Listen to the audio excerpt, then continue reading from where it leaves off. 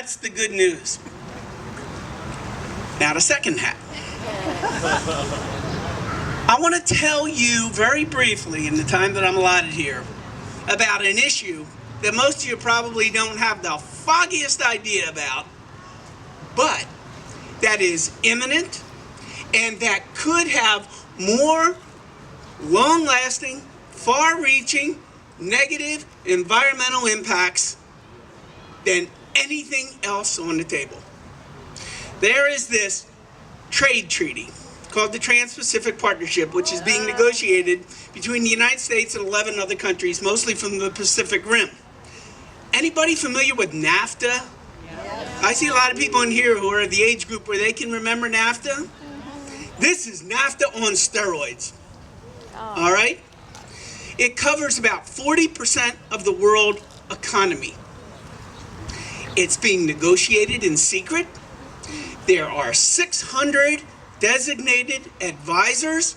Most, all of them, represent the very industries and corporations which will benefit from this treaty.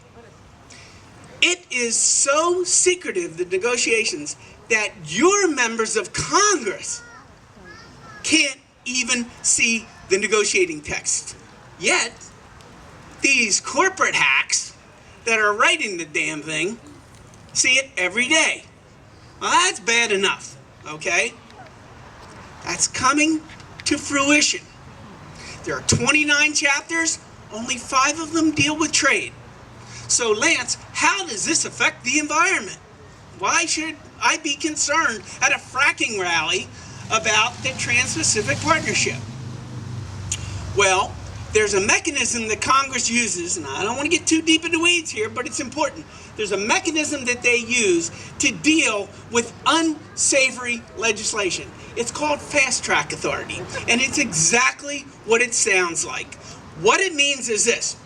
If the president asks the Congress for Fast Track Authority, it means that when they get to consider this 29-chapter trade agreement, they have one vote, up or down. They don't get the ability to go in and look at the potential environmental aspects of the treaty, to look at the worker aspects of the treaty, to look at the patent aspects of the treaty, to look at the drug company drafted aspects of the treaty. They get one shot, up or down. Does that sound very democratic? No! With a small d. No, it doesn't. Okay. The president is going to be asking for Fast Track Authority probably within the next month. You need to call your congressperson. I don't care where you live. You need to call your congressperson and say, vote against Fast Track Authority. That's an easy ask. All right? You don't even have to get too deep in the weeds on this stuff. Just ask them to vote against Fast Track Authority. Now, on the environment, picture this. And I'm not making this up, folks. You couldn't make this stuff up. Let's say the United States of America woke up one day and had a huge epiphany over the night and banned fracking. How's that sound? Sound good?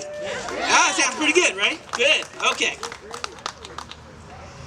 The environmental provisions that are currently in draft form in this treaty would allow, are you ready for this? They would allow oil and gas corporations to sue the government because of expected profits that they had expected from oil and gas drilling would be damaged. And they would sue in an international tribunal composed of 3 international trade lawyers. Oh. What is the practical implication of that? The practical implication of that is this.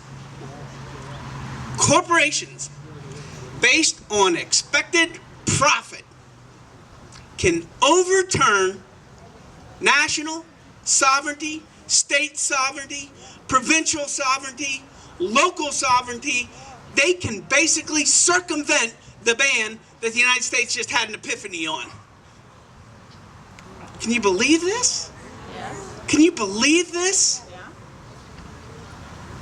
So, I'm asking you to do two things.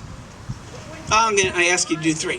First of all, continue to push for the local ban on fracking. It's very important. Continue to push the governor for a ban on fracking. That's very important. Two, call your congressman, write your congressman or congress-lady, and tell them to oppose fast-track legislation. And three, tell them that it is their sovereign responsibility, it is their solemn duty as your representative to look at this treaty and to get into it and to be able to modify it, abort it, make changes to it, and not be captured to having to only vote up or down. Can you do that? Yes. No. Can you do that? Yes. Will you do that? Yes. Is everybody going to do that when they leave here today? When they get done biking or walking or whatever you're doing, you're going to go home and you're going to pick up the phone or you're going to sit down at the computer and you're going to start tapping away, right? Yes. Thank you. Great. Thank you so much, Lance. Up next, we